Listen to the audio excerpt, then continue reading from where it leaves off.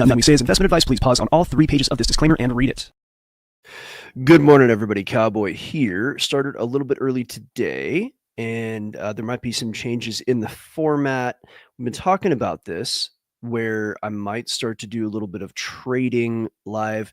I'm not going to let everybody see the trades necessarily. I'm going to tell people, hey, I like along here, and it's going to be scalping, quick trades, sometimes not so quick trades. I might share a trade or two to the big public on YouTube, like once or twice a week. Not a lot of trades, but I will share the trades in the private live lab. So they'll be able to see what trades I'm taking, and I'm sharing those so that it's for educational purposes, right? You're supposed to do your own research, take your own trades, so on and so forth. So there will be a bit more live streaming going on. We're going to go ahead and do like we usually do. Today I started a little bit early because of the CPI, so we're going to watch how that reacts, how the market reacts to the CPI news. Our quant data that we did share privately with Algo Factory gave us some clues as to which way that may go. So Algo Factory does have privately a little bit more information as to what may happen with the CPI, right? So they can be poised to play with that if they wish.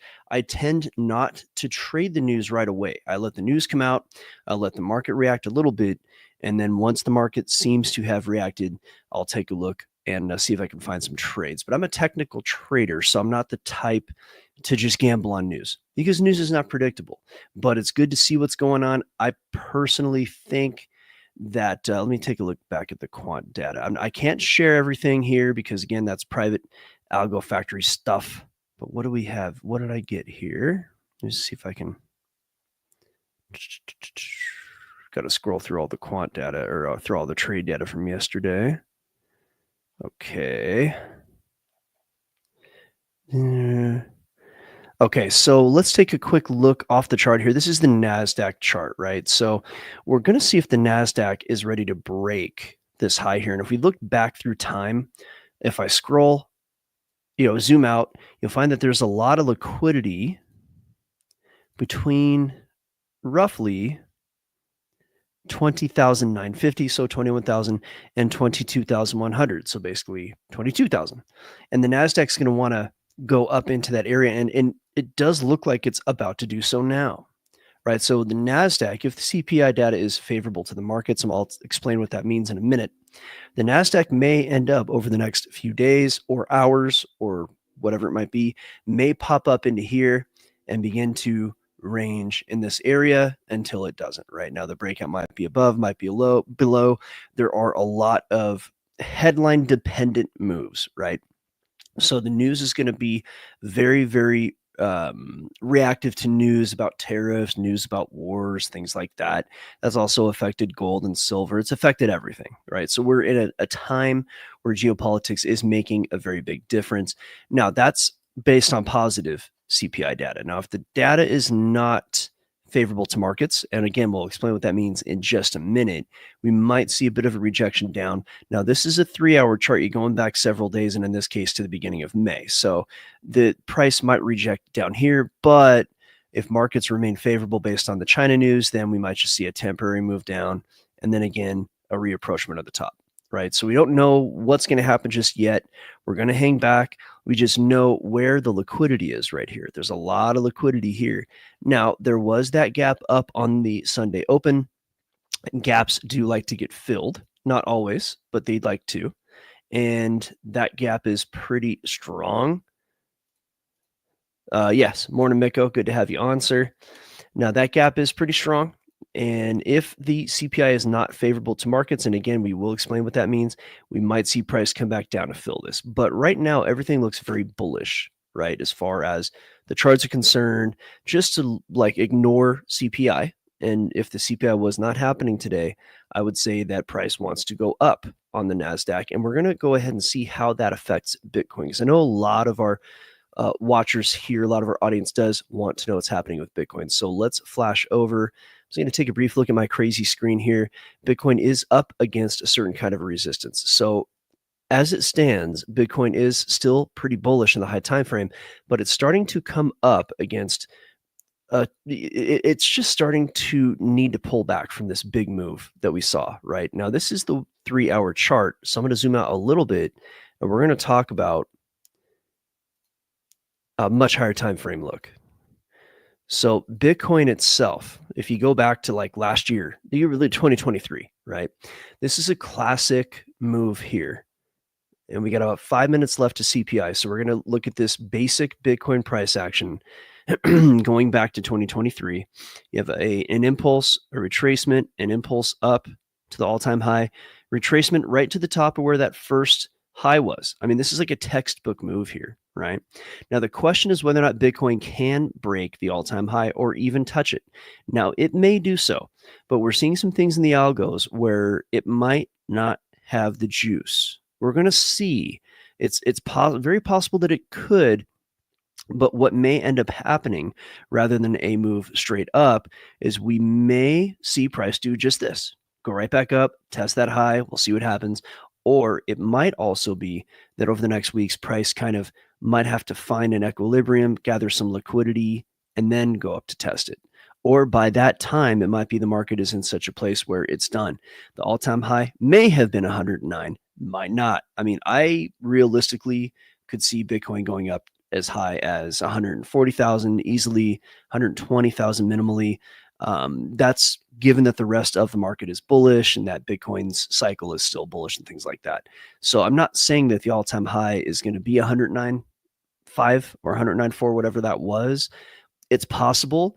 What's going to tell us whether or not that's going to be the case is how Bitcoin behaves right at this 109.5. If Bitcoin just blows right through that, then yeah, you know what? Good chance we're going to see like 140, 150,000 Bitcoin, maybe at least 120. If Bitcoin rejects and we start to see lower highs and then the higher time frame shows us a few things, then we're going to know that this was in. And knowing that, or at least having a, we're not going to know for sure, but having a good probabilistic look saying, okay, the top is in, that's going to take us a while to see. The price action is going to tell us first, the algos in the indicators will tell us second, and we're going to go from there. So again, I'm a trader. I trade mostly for, and I use those wins to buy things that I like. I like to buy Bitcoin. I like to buy gold. As Bitcoin gets really high, I don't like to buy that as much. I like to look for the 4-year cycle.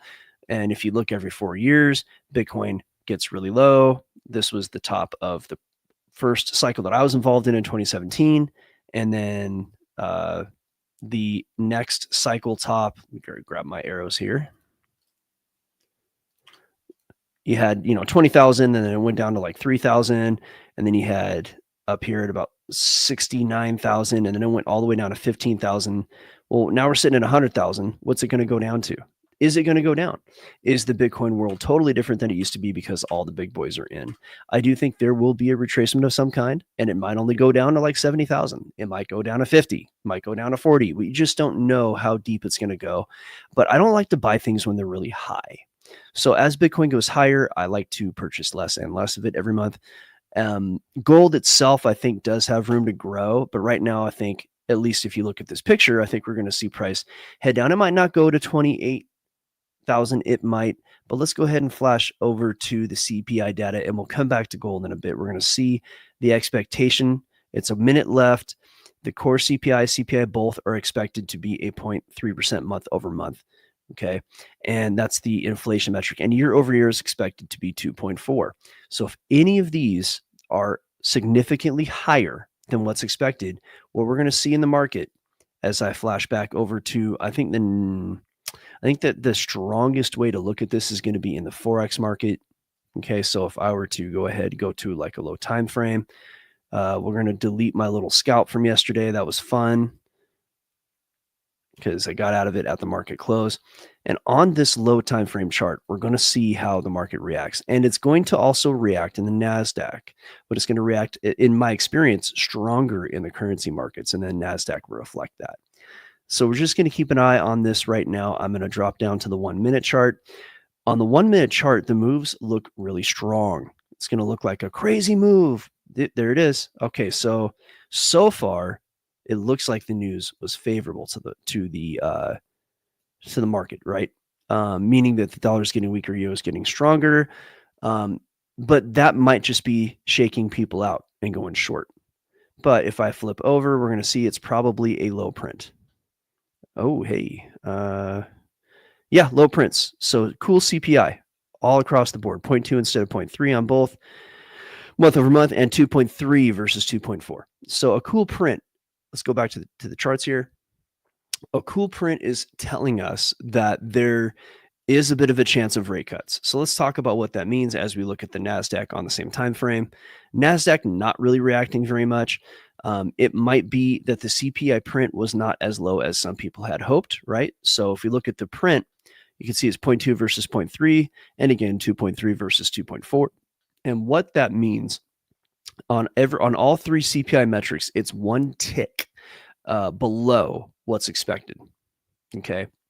Not a very big cool print, but a cool print nonetheless.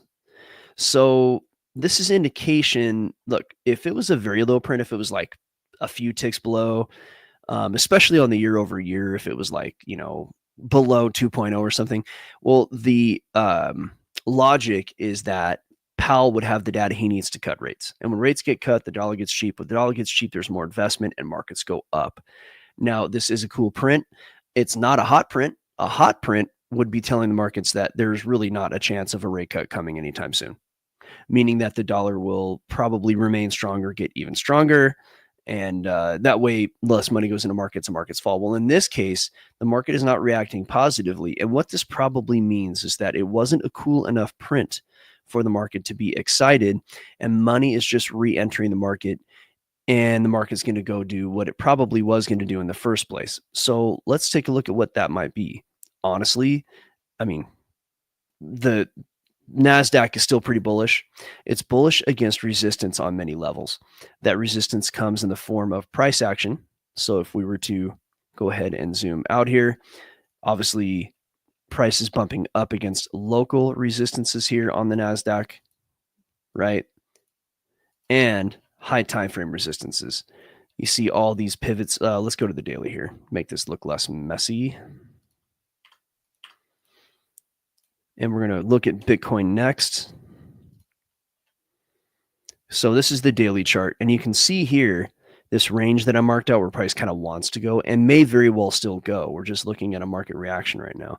1, 2, 3, 4, 5 pivots in this area where price bounced back up. Well, now price may want to bounce back down at that point. Now, this lower pivot here, it's already past those. Those are tails, though, so price still might have a hard time breaking past that. And what we were looking at was on the very low time frame. So price being up against resistance, even algorithmically, it might just mean that instead of going straight up into this area, it's going to kind of wag back and forth before it goes in. So to go to the 5-minute chart on the NASDAQ, what we might be seeing is actually price. Price may need to pull back a little bit or not. I mean, it really has been just grinding up. So it might just be that now that the news is out, the market's going to digest it, and price may kind of do one of these and then pop back up right here. But by all metrics, the NASDAQ is bullish and it's going to want to push up. It's just going to depend on whether or not it has the juice to push up right now. And I think it does. I think it's going to head up. We got China news. We have a relatively cool CPI print. I think market's just reacting to it right now, and it's just going to push up. Bitcoin, let's take a look at that real quick. Bitcoin's reaction so far, I think Bitcoin, that strong move that we saw going back, and this is the daily chart, so we're looking at going back to 8th of April, right? Price heading up like this is a very strong move. And if you want to go Elliott wave on this, it's kind of Elliott wave-ish. It's missing some things for me to call it an Elliott wave. I don't want to call this an Elliott wave. There are certain rules that are not met, but it is kind of an ABC. So ABCs tend to end up, I'm sorry, ABCD, 1, 2, 3, 4, 5. Forgive me. That's a 1, 2, 3, 4, 5. So 1, 2, 3, 4, 5. It doesn't exactly meet Elliott wave, okay, because there are some rules not met. But if you were to kind of have that logic, you're going to have an ABC correction. 1, 2, 3.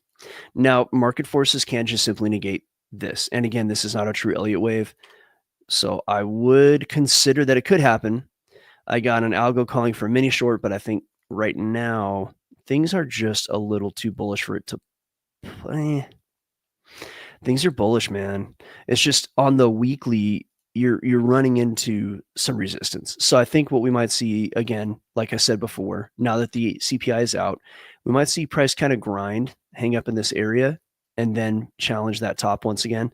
It might need to come down as low as 88,000 to grab liquidity, but things are so bullish right now, it may simply just not do that. And again, as a trader, I don't necessarily care what's going to happen in a week or 2 or 3 or 4. I want to know what's going to happen in the next few hours. And I don't really trade Bitcoin. I will trade Bitcoin, but I don't, because I just have much better numbers trading the euro and the pound and the dollar and the yen. And I can take those wins and use them to buy Bitcoin, because I do like crypto as a buy and hold asset. I just don't trade it like I used to, unless we are in the throes of the strong bull market, where all you have to do is have a pulse and hold crypto and go long. We're not, I mean, we're there, but it's, maybe we were there like the last week or two, but really we haven't been there that much since probably the election. After September, it was like, hey, buy crypto. We have a little bit of that the last few weeks, but the point here is that what happens in 2 weeks, 3 weeks of Bitcoin, it's not my concern that much. I just buy less of it when it's high and buy more of it when it's low. And I look at the 4-year cycle. Let's look at gold. We talked about that. And then we have a few minutes left. We're going to run over to the private live lab. What's going to happen though after the private live lab is I'm going to come back on. During the private live lab, I'm going to be looking at scalps and taking scalp trades. And then as the private live lab ends, I'm going to jump into, and thank you, Lisa, by the way, jump back into this live lab here. And we'll keep going with this chat here. Also, by the way, you can get a free algo, links in the description, and we will be sending you, if you wish, weekly updates with the market, because I do those every Sunday. And we're going to do a workshop, which is pretty much what I just described that we do with Algo Factory, where I'm going to do live trading for 2 or 3 days while everybody can watch. And that way you can see how I trade, what my thoughts are, things like that. And we're going to let everybody see that. And that's going to be a workshop. It's going to be free. So go ahead in the description, click that link, get the free algo, get the, get the updates, all that stuff. Meantime, we're going to take a brief look at gold. Now, as you can see, I did have gold coming down possibly. I don't know that it's going to make it all the way to 28 though, because gold is just so bullish. It really, if you look at the metrics, it's bullish. It does want to take a break, certainly, but that take a break might only go down to like 32. In fact, where is it now? It's at 32.40. So gold, I think it's not ready to start heading back up. But if we just look at the chart here, I think it'll drop minimally to 31.80, but it may also make its way down to like 3,000, just above that, or maybe 29.60, 29.50. And then if we do see a major pullback, then we might be looking at 2,800, right? 2,800 is kind of like, I think where it'll go and it'll come back up.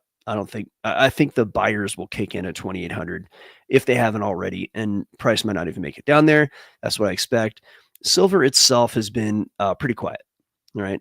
It's just moving with the market, but it's been in a range going back to April, halfway through April. So, about a month, silver's been like really, really quiet. So you can see it kind of bouncing back and forth right there. So that's, that's pretty good though. It's easily predictable. I mean, if somebody wanted to simply just trade the range, they could, and I'm not suggesting you do this, but you can start buying around like 31.90, right? And then like just sell at 33.18 and just short 33.18 and long 31.90. And that is going to work until it doesn't. So that's just one thing to consider if you are trading paper contracts, which I don't think very many people are trading silver paper contracts, right? That's not very common. Now, your other indices are going to look just like the NASDAQ. I'm really considering not covering the other indices like I used to. The Dow is diverging though from, oh, there we go. Look at that. NASDAQ pumping up. Like I told you, nice little pump up. Something's happened in the news. What's happened in the news? This is a news event. So if I go to the low time frame, you can see the NASDAQ tried to come down and then it really shook and came back up. So something has happened in the news and it must be directly related to NASDAQ because the Dow, oh no, it's everything. Okay, something just happened. Let's take a quick look at the news before we go to the private live lab.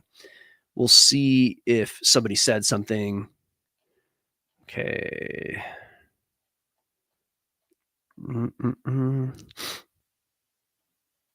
CPI lowest in over 4 years. I'm not seeing anything yet. Something must have happened though to cause the charts to kind of go crazy like that. So maybe maybe that was a shakeout. You know what? I mean, look, this is why I don't trade the news, right? So you saw the NASDAQ dip below. You saw the NASDAQ like kind of go up and then it dipped hard below and now it's going up. Like, okay, what's going on there? Now it is pre-open. It's pre-market open. So you're not having a lot of sort of big players. You're only having the futures traders trade right now. So it might be that the market open, which is going to be in about an hour, not even an hour, that might tell us a bit more. You might see a bigger move, but this pop up in futures seems to be, and this is why I don't trade the news. This kind of candle will knock you right out of your trades. If I were to have gone long on the low time frame, which long is the right answer when you see those kind of numbers, I might have been knocked out by this tail, right? So this is why I wait for the market to digest. I don't mess around and try to play it, right? Let the news come out, let the market do what it's going to do. It does seem that price is going to continue up though. And that's going to be affecting Bitcoin as well. Bitcoin is grinding up. So it looks like finally whatever happened needed to happen. Even Bitcoin had a crazy wick that was hard to predict right there, right at the announcement. This is why I don't trade news. Those wicks right there, they have a long tail, long body, long tail top. That's just meant to knock people out of their trades. Guarantee you Solana looks the same. Yep, Solana. The euro's nasty, right? Euro is supposed to go up on that news, but it did. So people went long, got knocked out of their longs, went back up. That's why we don't trade news. That's why I don't trade news. You do whatever you want. Okay, so here's the plan. I'm going to go ahead and flip over to the private live lab. As I do that, what's going to happen is we're going to go through what we usually do, answer questions. And once those questions are answered, and if I, right now I can't find any trades just because the market's wild. So the market's going to digest for a certain period of time. I'll probably wait for the market to open to do the live lab. And we're going to come back on here and we're going to start a new stream. And I'm going to be I'm going to be doing some scalps. Now, again, the actual scalp data, like the stop loss and whatnot, that's all going to get shared privately with Algo Factory, right? But I will say, hey, I think the market's going to do this. I think it's going to do that. Scalps are very low time frame trades. Again, it's all for educational purposes. I'm not sharing this for you to copy my trades, but I am going to do some live trading. Again, when the workshop happens, you're going to see it all. You'll see me take my trades, my logic, all the numbers, entry, stop losses. That's going to happen once a quarter. So go ahead, click the link in the description, give us your email address. We don't even need a real name. I don't care. And you'll get a free algo. You'll get the weekly updates. You'll get the invite to the workshop whenever that does happen. I haven't scheduled it yet. So thanks for watching. And don't forget, trading is something that takes time to learn. You're not going to just like get it. And so anybody that says, oh, use my system, you'll be rich, like probably gonna not happen that way. I'm not saying they are bogus. I'm not saying their system doesn't work. But the problem is that people don't understand what trading is altogether. Trading is more than just taking a system and clicking the buttons, right? So trading is much, much more than that. And let me see here. Great. I'm having a technical issue, of course. So that being the case, you're going to want to understand, like there's trading psychology, there's money management, trading like a business, understanding how to cement in that trading psychology. And those are kind of the dirty little secrets we teach over at Algo Factory. So thank you for watching. We're going to catch you next time. And don't forget, when Alan Rickman has to say what he has to say, he's just joking, right? But it is kind of a tradition now. So join us or die. Just kidding. You're not going to die, but do join us. It'll be great. You might be able to build a system that can help you extract money from the markets quite regularly. Going to be back in less than an hour for a scalping session, so stay tuned and we'll see you then.